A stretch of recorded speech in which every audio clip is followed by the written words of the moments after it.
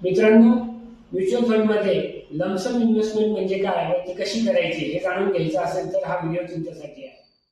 Mutual फंडमध्ये investment करताना आपण दोन पद्धतीने करू शकतो. एक म्हणजे SIP आणि दुसरा आहे लमसम. लमसम म्हणजे सोप्या शब्दात सांगायचं तर एक रकमी गुंतवणूक, ज्यामध्ये एक ठराविक रक्कम आपण म्युच्युअल फंडमध्ये गुंतवणूक करू शकतो. तर हे करत असताना आपल्याला काही गोष्टी लक्षात घ्यायच्या आहेत.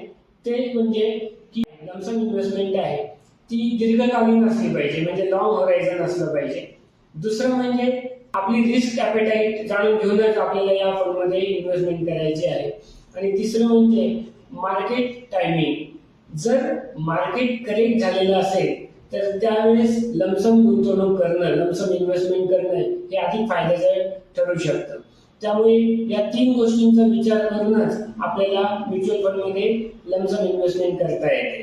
तर तुम्हाला लमसम इन्व्हेस्टमेंट विषयी अधिक जाणून घ्यायचं असेल तर खालील नंबरवर संपर्क साधा.